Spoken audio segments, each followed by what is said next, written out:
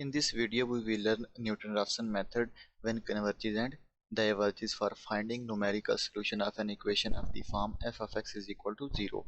Diverges when value of first derivative is close to 0 in the vicinity of the solution where f of x is 0. Converges if the function f of x and its derivative first derivative and second derivative are all continuous.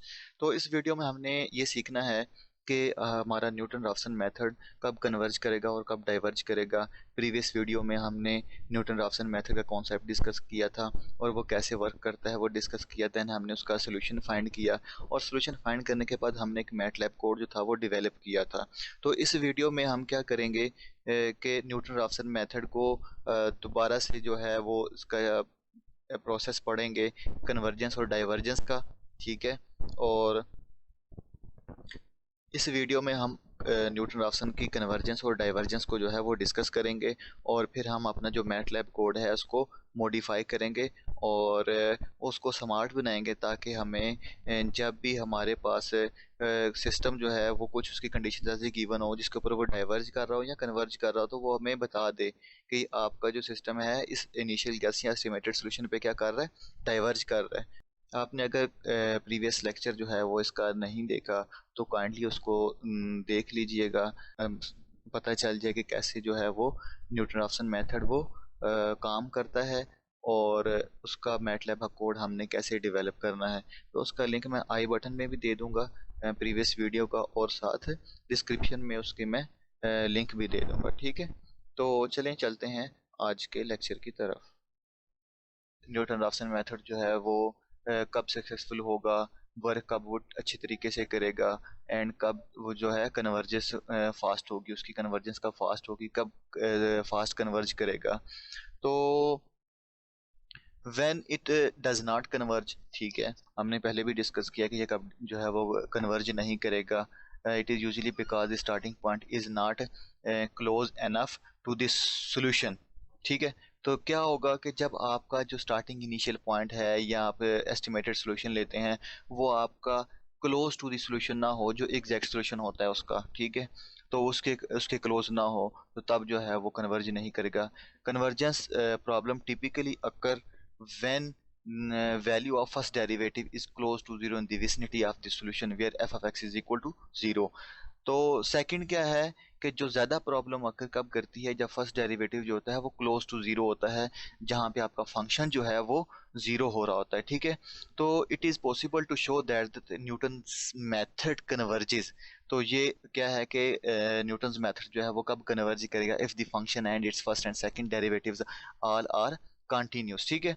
तो if the first derivative is not zero at the solution and the starting value is near to the actual solution, तो हम क्या करते हैं जी, चलें जी देखते हैं कि दो केसेस देखते हैं कि two cases where the Newton's method does not converges mean to say कि डाइवर्जेस, ठीक है।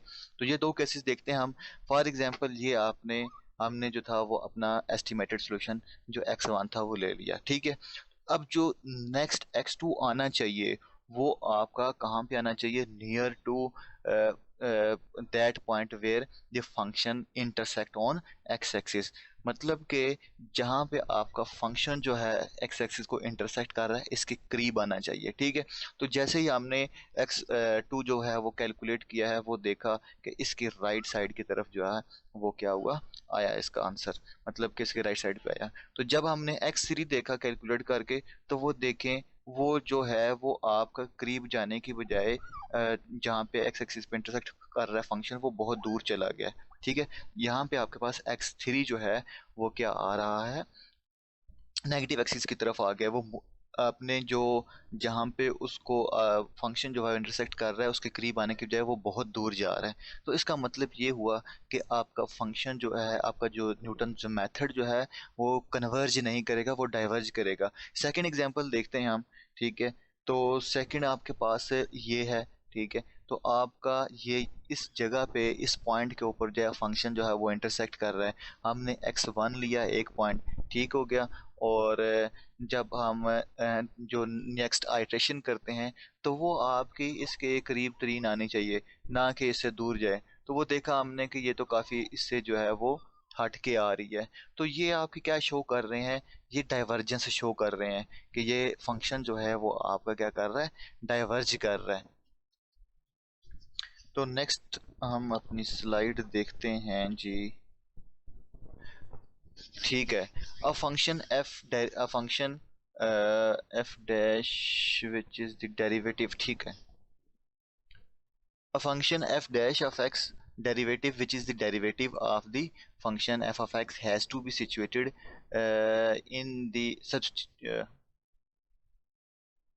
a function f dash of x which is the derivative of the function f of x has to be substituted in the iteration formula। तो ये जो आप हमारा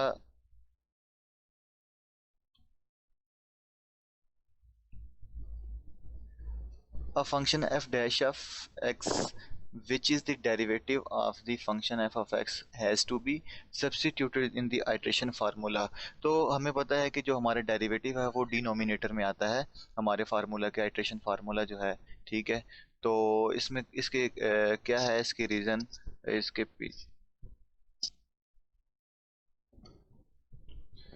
a function f dash of x which is the derivative of the function f of x has to be substituted in the iteration formula। तो हमारे iteration formula में derivative जो है वो denominator में आता है।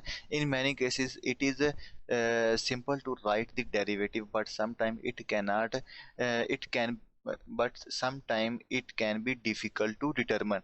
ठीक है, तो मोस्ट ऑफ द केसेस क्या होता है कि हम डेरिवेटिव जो होता है वो फंक्शन का वो फाइंड कर लेते हैं, वो ढूंढ लेते हैं when the expression for the derivative is not available। तो कुछ टाइम होता है कि वो हमारे पास क्या होता है कि हम उसका डेरिवेटिव जो है वो नहीं ढूंढ सकते, उसका जो डेरिवेटिव का जो एक्सप्रेशन है वो हमारे पास अवेलेबल नहीं होता। तो फिर हम क्या करें, फिर क्या करना चाहिए हमें? तो उसका रीज़न यही है, उसका हल यही है कि हम क्या करते हैं, उसका जो सोल्यूशन हमने निकाला वो ये था कि it might be possible to determine the slope numerically. तो हम फिर क्या किया हमने कि हम डेरिवेटिव से के किस तरफ मूव करके हमने कहा कि इसकी जो स्लोप है वो हम न्यूमेरिकली सॉल्व कर लेते हैं, वो न्यूमेरिकली फाइंड कर लेते हैं, और to find a solution by using the second method. तो या ये जो प्रोसेस है न्यूमेरिकली जो स्लोप को कैलकुलेट करने का, हम इसको सेकंड मेथड भी कहते हैं, या तो फिर हम जो है सेकंड मेथड की तरफ जो है वो मूव कर जाते हैं, which is somewhat similar to Newton method but does not require any expression for the derivative। तो ये क्या है कि बिल्कुल न्यूटन मेथड से जो है वो रिलेटेड ही है, इसके सिमिलर ही है, बट इसमें क्या है कि हमें डेरिवेटिव जो है वो हमें रिक्वायर्ड नहीं होता। तो हम जो अपनी नेक्स्ट वीडियो है उसमें जो सेकंड मेथड है उसको हम डिस्कस करेंगे, और फिर हम उसमें देखेंगे भी ये न्यूमेरिकली स्लोप जो है वो क्या होती है, हम कैसे न्यूमेरिकली स्लोप जो है वो कैलकुलेट करते हैं। ठीक है, ये हम m is equal to y2 minus y1 divided by x2 minus x1। तो ये है हमारा जो न्यूमेरिकली स्लोप जो कैलकुलेट करने का ये है फार्मूला है। जब इसको हम डेरिवेट इसकी जगह पुट करेंगे तो पुट करने के बाद क्या होगा, कुछ हमारे पास नया एक्सप्रेशन बनेगा, तो फिर हम उसको कह देते हैं कि ये सेकंड फार्मूला है, सेकंड मेथड है। ठीक है, तो चलिए हम अब क्या है एग्जांपल के थ्रू जो इसको हम डिस्कस करते हैं, जो डाइवर्जेंस है और कन्वर्जेंस को अपने। तो लेट्स गो। तो example that illustrate the effect that the starting point can have on a numerical solution with a numerical method। ठीक है, तो आपका क्या है कि जो आपने स्टार्टिंग पॉइंट है वो आपके न्यूमेरिकल सोल्यूशन जो न्यूमेरिकल जो मेथड है उसको कैसे इफेक्ट करता है, वो कब कन्वर्ज करेगा, कब डाइवर्ज करेगा। Find the solution of the equation by using the Newton method for the starting point initial guess estimated solution। ठीक है, a आपके पास 1.4 है, b आपके पास 1 है, and c is equal to 0.4। तो चलें इसका हम सोल्यूशन करके देखते हैं कि हमारा फंक्शन जो है वो कैसे बिहेव करता है। तो the equation can easily B solved analytically, इसको हम जो है वो इजीली सॉल्व कर सकते हैं, और इसका एनालिटिकली या एग्जैक्ट सोल्यूशन जो है वो हमारे पास क्या आता है, 0.5 आता है। ठीक है, अब हम इसका न्यूमेरिकल सोल्यूशन कैलकुलेट करते हैं और फिर हम देखते हैं कि क्या होता है। तो ये आ गया हमारे पास इस इक्वेशन का जो है ये हमारे पास न्यूमेरिकल सोल्यूशन हमने कैलकुलेट करना है, और इसका डेरिवेटिव जो है फंक्शन है आपके पास ये, और इसका डेरिवेटिव जो है वो ये आएगा, और फार्मूला हमारे पास ये है जिसके थ्रू हमने इसका न्यूमेरिकल सोल्यूशन कैलकुलेट करना है। ठीक है, तो पार्ट ए है हमारे पास, जो स्टार्टिंग इनिशियल पॉइंट है वो क्या है, 1.4। ठीक है, फर्स्ट आइट्रेशन करेंगे, इसको हमने यहाँ पे सिंप्लीफाई कर चुके हैं। फर्स्ट आइट्रेशन करेंगे तो उसमें पुट करेंगे तो आपके पास ये आंसर आएगा, ठीक है। और सेकंड जब आइट्रेशन करेंगे तो हमारे पास आंसर ये आएगा। पहला आंसर जो आ रहा है हमारे पास वो -1.12 आ रहा है, सेकंड आंसर आ रहा है -4.7488 आ रहा है। तो ये आपका जो इसको कम होने के बजाय जो है ये दूर जाता जा रहा है, ठीक है। तो हम एग्जाम इसको फिगर के थ्रू भी देख लेते हैं। The result indicate that the Newton method diverges. तो here we have a diagram. ये आपके पास जो है ना ये आपका फंक्शन है, ये इसको हमने प्लॉट किया हुआ है, ठीक है। x1 जो है हमने ये लिया और आपका फंक्शन का जो सोल्यूशन जो है वो इस पॉइंट पे आता है, ठीक है, जहाँ पे ये इंटरसेक्ट कर रहा है। तो जब हमने x2 कैलकुलेट किया फर्स्ट आइट्रेशन जो की, तो ये देखें ये फंक्शन से आपके पास दूर जा रही है। फिर जब हमने नेक्स्ट आइट्रेशन की तो ये मजीद दूर जाती गई, ठीक है। तो this shows that the function is diverges. Part B देखते हैं हम। हमारे पास इनिशियल गैस जो है या एस्टिमेटेड सोल्यूशन है वो स्टार्टिंग पॉइंट है जो वो 1 है, ठीक है। तो हम अपने फार्मूला में पुट करेंगे फंक्शन x2 में। x2 हमारे पास जो आएगा वो 0 आ रहा है, सेकंड आइट्रेशन भी हमने की ये भी 0 आ रही है। From these results it looks like this solution converges to 0 which is not a solution, ठीक है। ये तो हमारा सोल्यूशन है ही नहीं है। हमारा सोल्यूशन जो था हमने वो देखा था कि 0.5 आ रहा है, ठीक है। तो ये क्या करना चाहिए, ये तो 0.5 को जो है वो कन्वर्ज करना चाहिए। ये तो 0.5 की बजाय 0 को कन्वर्ज कर रहा है, ठीक है। तो क्या होगा जी, the function is actually not defined, it is a singular point. अगर हम 0 जो है अपने फंक्शन के ऊपर पुट करते हैं तो ये क्या आ जाएगा, सिंगुलर पॉइंट आ जाएगा। यहाँ पे इन्फिनिटी आ जाएगी, 1/0 इन्फिनिटी की, ठीक हो गया। तो ये आपके रहा, इसको हमने ग्राफ जो है इसका प्लॉट किया है फंक्शन का। हमने वो जो एस्टिमेटेड सोल्यूशन x1 ये लिया और जब हम नेक्स्ट जो कैलकुलेट करेंगे तो वो देखें वो ऐसा ऐसा दूर जाता जा रहा है, वो 0 पे आ गया, ठीक है। तो अब देखते हैं हम अपनी एग्जाम्पल का जो पार्ट है वो सी देखते हैं, ठीक है। तो यहाँ पे तो हमें ये चीज़ का अंदाज़ा हो गया कि फर्स्ट में भी डाइवर्ज कर रहा है और सेकंड में भी डाइवर्ज कर रहा है, ठीक है। तो पार्ट सी है हमारे पास जहाँ पे x1 इज इक्वल टू 0.4 है। फर्स्ट आइट्रेशन की हमने तो 0.48 आई, सेकंड आइट्रेशन की हमने तो 0.4992 आई। तो आप देख रहे हो कि हमारा जो एग्जैक्ट सॉल्यूशन था वो क्या था, 0.5 था। तो ये क्या कर रहा है, ये दूर जा रहा है, इसके करीब आ रहा है, सॉरी 0.5 के। तो Newton method converges to the correct solution if the starting point is close enough to the true solution, Newton's method converges.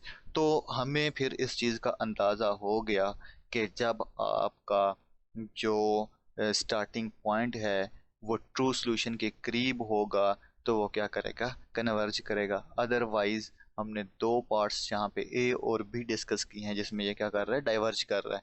तो ग्राफिकली देखते हैं हम इसको, ग्राफिकली देखते हैं तो ये हमने फंक्शन प्लॉट किया हुआ है अपना पार्ट सी के लिए, ठीक है। थोड़ा सा इसको हमने जूम भी किया हुआ है।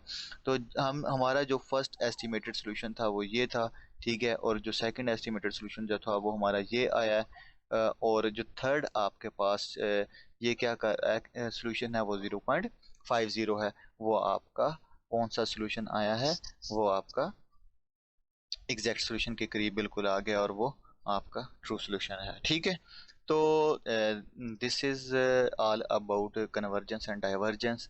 अब हम क्या करेंगे कि अपना जो मेथड है इसको अब यूज़ करते हुए कन्वर्जेंस और डाइवर्जेंस का कॉन्सेप्ट हमने अपना फार्मूला सॉरी मैटलैब जो कोड है उसको भी क्या करना है, स्मार्ट बनाना है, उसको मॉडिफाई करना है। जो लास्ट लेक्चर में हमने सीखा था कि कैसे जो है हम मैटलैब कोड बना सकते हैं, जो मैटलैब कोड हमने प्रीवियस लेक्चर में बनाया था अब उसी को हमने स्मार्ट बनाना है ताकि जब भी ये सिचुएशंस आए, ठीक है, तो वो हमें खुद बता दे कि आपका जो फंक्शन जो है वो इसके ऊपर कन्वर्ज नहीं करेगा बल्कि ये डाइवर्ज करेगा।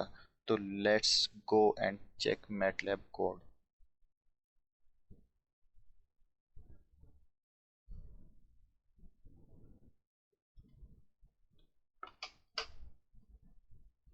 तो ये हमारा मैटलैब कोड है जो हमने प्रीवियस लेक्चर में डेवलप किया था फॉर न्यूटन मेथड के लिए। तो ये हमारा फंक्शन गिवन है जो जिसका हमने जो है वो सॉल्यूशन फाइंड करना है। ये साथ हमारा स्टार्टिंग पॉइंट है, ठीक है, और साथ टॉलरेंस ये हमारी है और नंबर ऑफ आइट्रेशन 100 है। तो चलें देखते हैं, इसको हम रन करके देखते हैं और चेक करते हैं कि हमारा रिजल्ट्स में क्या चीज़ें आती हैं।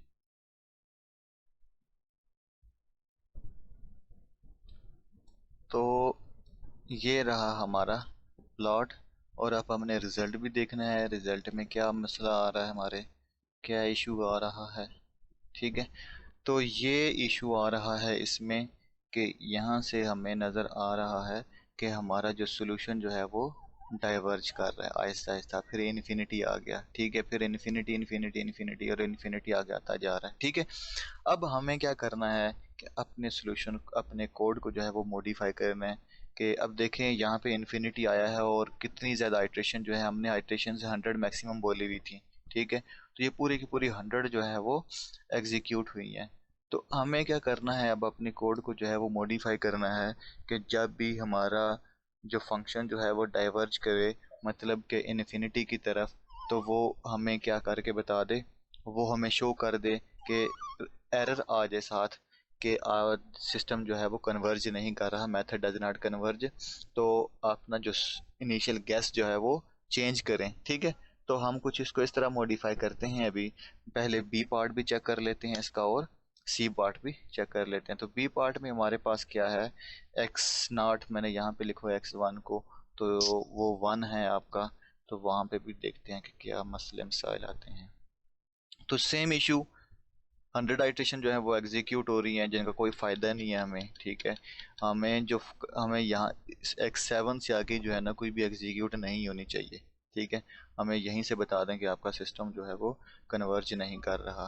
तो इसमें भी यही इशू आ रहा है, हमने ये चीज़ डिस्कस कर ली है पहले ही कि कब कब जो है ये डाइवर्ज कर रहा है। तो इसमें भी ये क्या कर रहा है, डाइवर्ज कर रहा है। ठीक है, तो नेक्स्ट हम अपना जो थर्ड पार्ट सी है, उसका जो एस्टिमेटेड सोल्यूशन जो है वो वो हम चेक कर लेते हैं पुट करके 0.4। ठीक है, तो इस पे देखते हैं क्या आता है।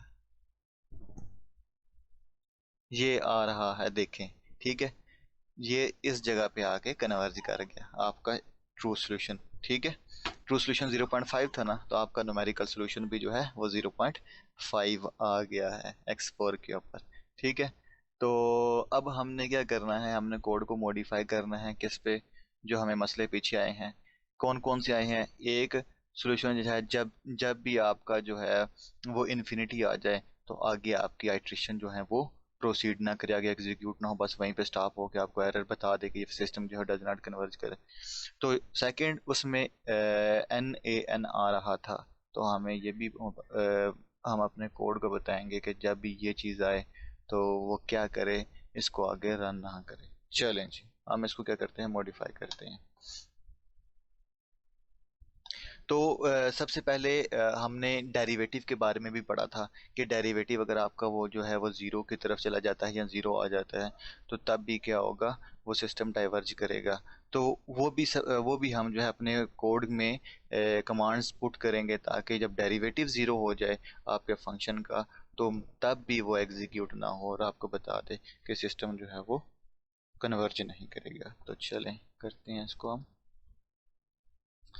तो ये जी हमने डेरिवेटिव की कमांड लगा दी। ठीक है, if derivative of function at X naught is equal to zero, error आपके पास कर देगा जी, क्या कहेगा कि method does not converges to this initial guess या एस्टिमेटेड सोल्यूशन।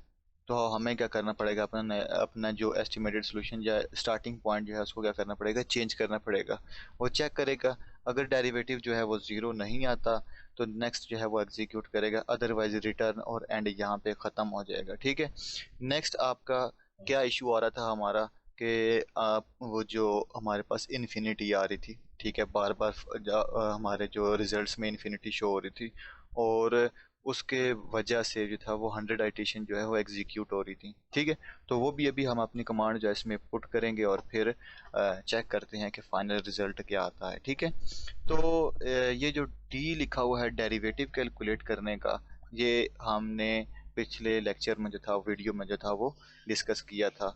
मैंने उस अलहदा से वीडियो भी बनाई थी कि आप जो है डेरिवेटिव कैसे कैलकुलेट कर सकते हैं न्यूमेरिकली। न्यूमेरिकली कैलकुलेट करने का फ़ायदा ये है कि आपकी जो कोड जो है वो फास्ट हो जाता है। अगर आप बिल्ट इन फंक्शन यूज़ करते हैं तो वो बहुत स्लो हो जाता है, टाइम टेकिंग हो जाता है। जब हमारे कोड लेंथी होता है तो हम ये काम करते हैं तो वो बहुत ज़्यादा स्लो हो जाता है। तो इसलिए हम क्या करते हैं, न्यूमेरिकली जो है आपका डेरिवेटिव कैलकुलेट करते हैं या अपने फंक्शंस बना लेते हैं। ठीक है, तो नेक्स्ट ये जो है हमने इन्फिनिटी जो है इन्फिनिटी नहीं आनी चाहिए और एन ए एन नहीं आना चाहिए। तो इसके लिए एन ए एन के लिए मैंने कमांड डाल दी कि अगर आप if Y is equal to N A N, यही है हमारे पास वाई, यही हमारे पास वाई है।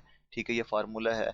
तो वाई की जो है जब भी is equal to N A N आ जाएगा तो फिर भी ये क्या कह देगा कि आपका जो है सिस्टम डज नॉट कन्वर्ज। मैं बताता हूँ क्यों।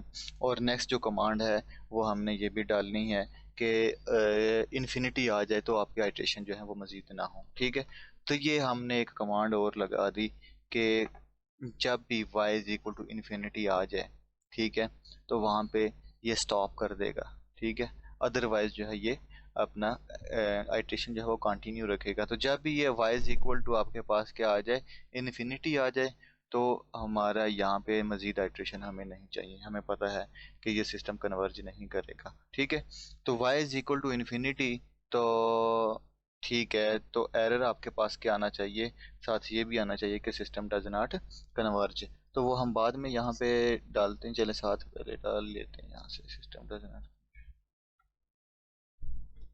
ठीक है, तो अब हम अपना दोबारा से कोड जो है वो रन करके चेक करते हैं ये वाकई मॉडिफाई हो गया या नहीं हुआ, अभी क्या ज़रूरत है और मॉडिफाई करने की यहाँ पे। तो ये देखें जी, the system does not converge on this initial guess. ठीक है, क्यों, क्या हुआ है, क्या मसला आया है, ये देखें इन्फिनिटी आ गई है। एक्सिस के ऊपर जब हम आए हैं तो ये क्या आ गया, इन्फिनिटी की तरफ एग्जैक्टली मूव कर गया है। ठीक है, तो मीन टू से कि ये सिस्टम कन्वर्ज नहीं करेगा। ये जो था हमारा इनिशियल गैस 1.4 पे, अब आइट्रेशन सिर्फ 6 आइट्रेशन चली हैं, वरना 100 आइट्रेशन जो थी ना हमारी मूव कर रही थी, वहाँ पे एग्जीक्यूट हो रही थी। तो हमने अपने कोड को क्या किया, मॉडिफाई कर लिया।